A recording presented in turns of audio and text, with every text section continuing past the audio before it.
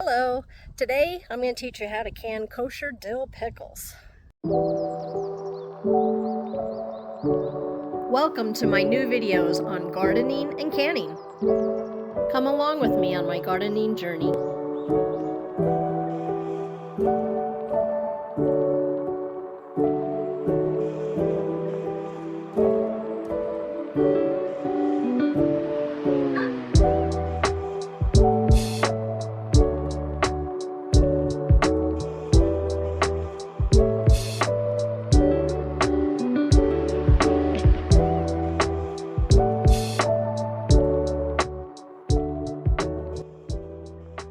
In the garden right now, and we're going to go ahead and grab some cucumbers. The nice thing about canning, especially if you're doing pickles that are in these spears, is you can have some bigger cucumbers that you haven't seen, and they kind of grew a little bit too big.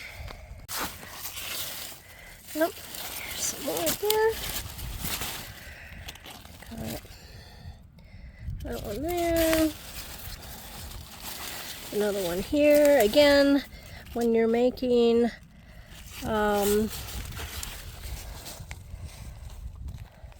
pickles from cucumbers, you can use the bigger ones, even bigger than that, and they taste just fine because you're going to put them in a brine. There's one hiding underneath here. These are really nice size. Yeah, I think we got enough. This will be good. Okay, so today we are going to take cucumbers from the garden, and we're going to make some kosher dill pickles. We have this brand, Mrs. Wages, that's here in Utah.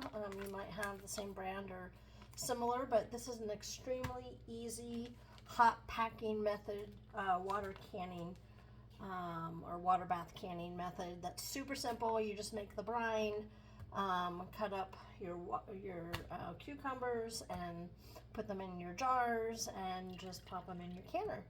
So what I've got going right now on the stove, I don't know if you can see, I'll tilt my camera.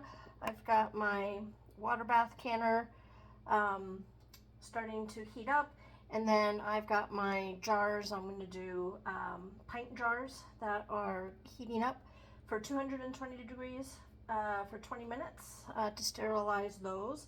While that's happening, I've got my brine started here with my water and the pickling vinegar. So according to the package instructions, you're going to mix 7 1/4 cups of water, and I do like to use filtered water just because here we do have a lot of the plastics in our water, so I just don't want to can with that. And 3 1/3 cups of distilled vinegar, and you do want to make sure that you're using the 5% acidity. If it's any lower, sometimes you don't realize, and just because it says it's pickling canning vinegar doesn't always mean that it's 5%, and if it's less than 5%, it's not going to have the acidity level to safely water bath can your foods.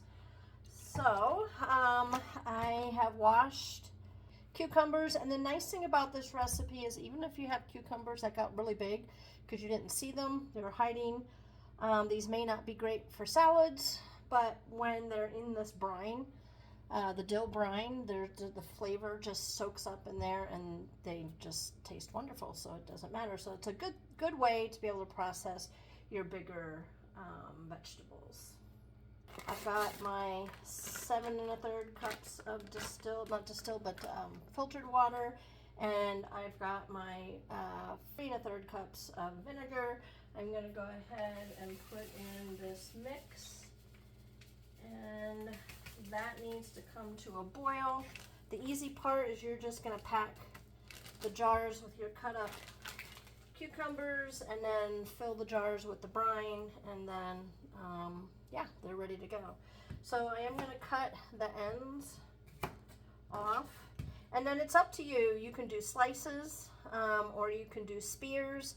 I've already done quite a few jars already that were slices, so I'm just going to go ahead and do spears. So I'm going to cut these in half, and then cut in half again, and then cut in half, just so that I have the spears.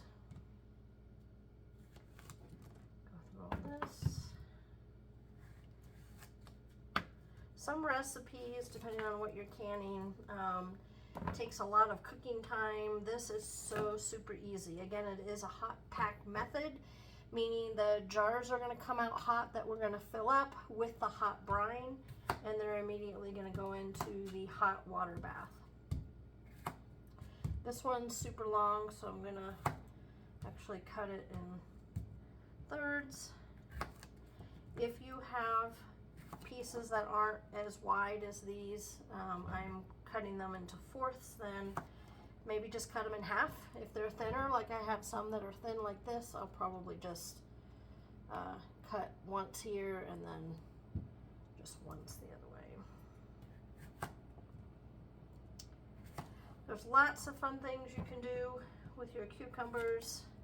This is one we just really love, Dill Pickles, and these will last about a year to 14 months. Like that one, I accidentally cut a little on the thin side, so I'm not going to cut it again. There's really, I mean, you don't have to be perfect and everything uniform. I mean, everything all tastes tastes the same anyway. I'll go over the processing times when I get to that part of the video. I'm at almost 5,000 feet, so my processing times may be different than yours for the actual water bath canning part.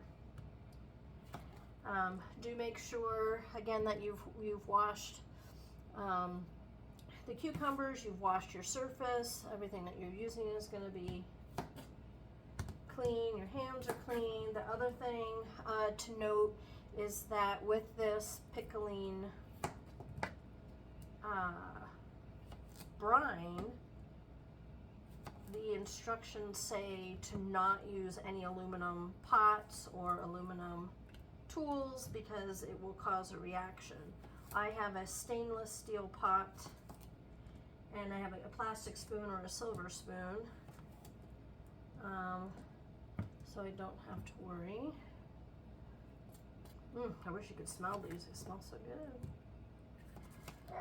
This year's been a really good year for cucumbers. I've got a ton, and actually I also have a ton of the lemon. I don't know if you've ever seen these. They smell good. They have a little bit of a lemony flavor to them. I'm going to try to put up some of those as well. But if you are a fan of dill pickles and you buy them at the store, these are literally 10 times better. They are so good. See, I've got this brine and it smells so good. So we just need to get this to a boil. There's all kinds of seasonings in there and garlic. And then we're just going to ladle it into our jars. My water bath canner isn't come to a boil yet. I'm actually scooch this up to high. And then I've got my bottles down there that are almost done that I'll be taking out. Okay, so my jars are out of the oven. They're pretty warm. I'm going to go ahead and start packing the jars. So basically I'm going to try to fill up all the space that I possibly can. Whew, that one doesn't want to.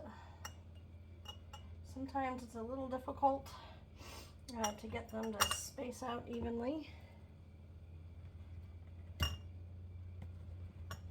gotta get all these in there. All these filled up. Whew, kinda hot.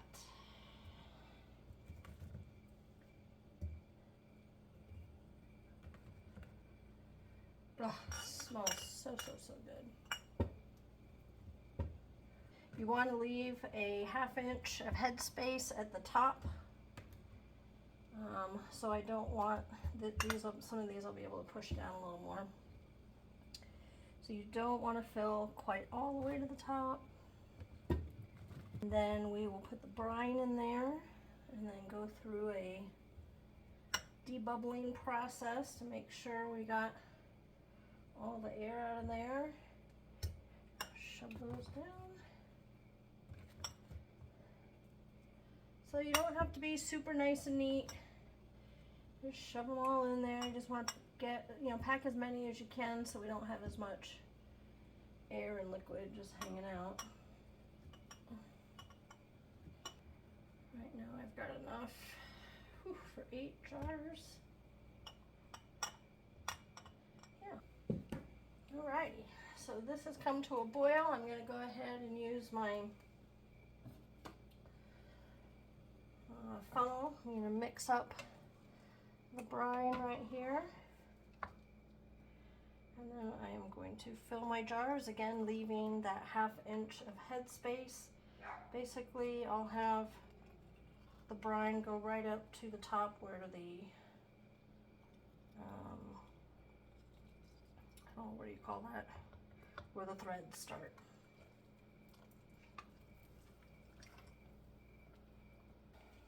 Got my last jar here to fill. Be careful, it's really hot. Almost to a boil on our water bath canner. So now what we need to do is debubble, because there's going to be air pockets that hide down in here, and it's going to change the water level, and you don't want the water level to be too low to make sure that they will process correctly. I'm going to go ahead and turn off my brine, and I do have brine left, as you can see. You can actually put this in the refrigerator and keep it for a couple of days and can some more. So again, I'm not using an aluminum utensil. This is just a plastic utensil. I'm going to push everything down, kind of go along the edges. I like to tap it a little bit just to make sure we get any air bubbles that are hiding in there out. This one could have used another pickle. Actually, I think I'm gonna maybe take this pickle out and put in that one. Take up more room.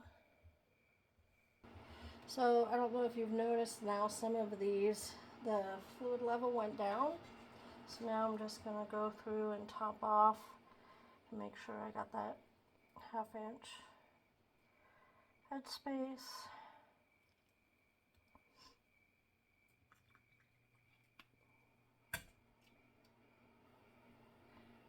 Now if you've never done canning before, you might want to watch some beginner canning videos if some of this is seeming foreign to you. I will put a recipe in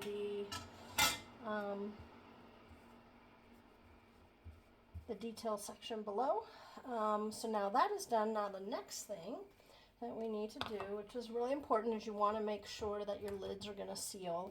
You need to wipe off with a wet rag or paper towel. You don't want to have any seeds, juices, or flesh from the cucumbers on there. Some people like to dip in vinegar and go around with vinegar. I haven't found that that's actually been necessary.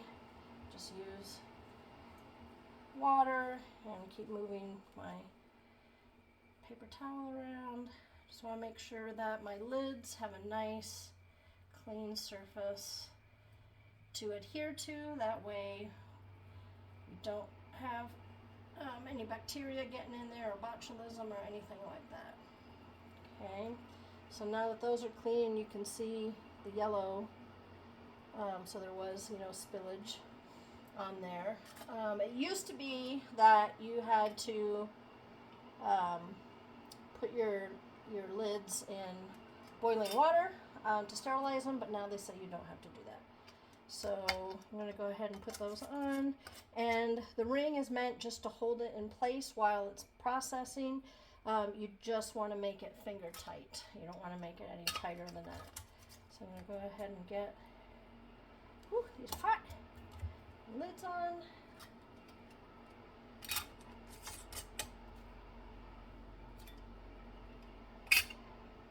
And then the directions say for the processing time for pints, these are pints, 10 minutes. And that goes up to 1,000 feet. I'm just a hair under 5,000 feet. So it then says to add a minute for every 100,000 feet above 1,000 feet. So I'm actually going to add 4 more minutes to the 10 minutes. So these will process for 14 minutes in the water bath once it comes back up to a boil. Okay. Whoop, not enough to do that last one. Alrighty. So these are packed and ready to go. Alrighty, so my water is just about to a boil, so I'm going to get ready and put my jars in. They have this handy dandy jar grabber lifter thing. I'm going to go ahead and put these in. Now I do have, I'll show you, once I get these in, I'll bring the camera over to show you, but I have this rack. You never want to put these directly on the bottom. You want to have a buffer or something on the bottom so that you don't get the jars breaking, because they are right on the heat source underneath. So I'm just going to very gently put these in. Now you only need the water level to be 1 to 2 inches above the jars, and I have too much water in there. I still have 3 more to go at. I did actually pack up another one. So what I am going to do is I'm going to siphon off some of this water because I've got a little too much.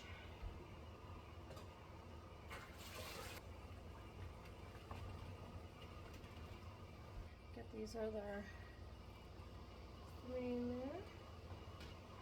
There's some more jars you put in, the more, you know, the water will be displaced and be higher up.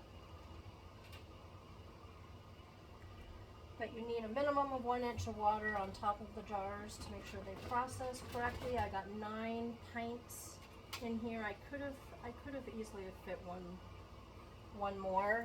My water level is still super high.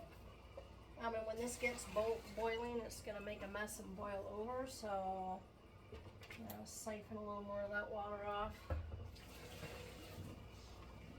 I had just done some big quart jars, and I thought I had taken enough water off of here to be just the right amount for pint-sized jars, but evidently there was still too much. And there is this wire rack that I can pick up with the handles, and it's a wire rack right down on the bottom so that my jars are not, they're lifted up off the bottom so that they don't get quite so hot. So I'm going to go ahead and put my top back on and wait for these to come to a boil, and then I'm going to set my timer.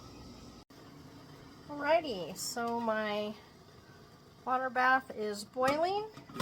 Put my lid back on, and I am going to set my timer for 14 minutes. Again, these are pint-sized jars, and the pint jars for sea level to 1,000 feet is a 10-minute processing time, and you're going to add a minute for every 1,000 feet above 1,000 feet of sea level, and I'm just a hair under 5,000 feet, so yeah. Anyways, we'll let these process, and then we'll get ready to take them out. Okay, so my timer just went off, and I am going to very carefully move my water bath canner, which is super heavy, off of the heat, and turn that burner off. I'm going to open this up with my pot holders and away from me so the steam doesn't get me in the face. And we are going to leave these set in here for about 10 minutes before I take them out. The reason being is you don't want to shock the glass and potentially have the glass break by taking them out when they're super hot and then putting them right on the counter, because it's a lot cooler out here. So we're going to let these sit for about 10 minutes. Alrighty, so these have been cooling off just a little bit. They're still super hot, so I'm going to go ahead and take these out. Those look nice.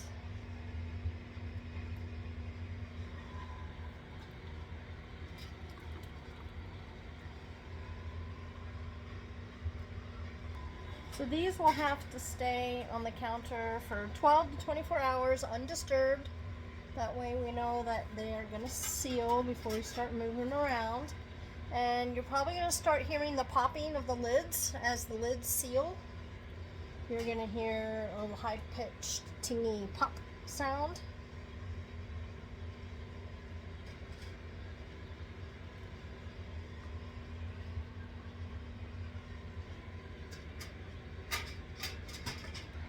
That look nice? So pretty. So these are going to sit and they're going to start, the lids are going to start popping, so we know that we have that seal. After 12-24 hours, I'm going to take the rings off and then I'm going to store them. Again, the reason why we don't store them with the rings on is because if there's any bacteria that's building up in here, botulism, anything like that, it should blow the top off if you don't have the ring on. So you don't want to store them with the rings on. That way you know there's a problem with one of the jars.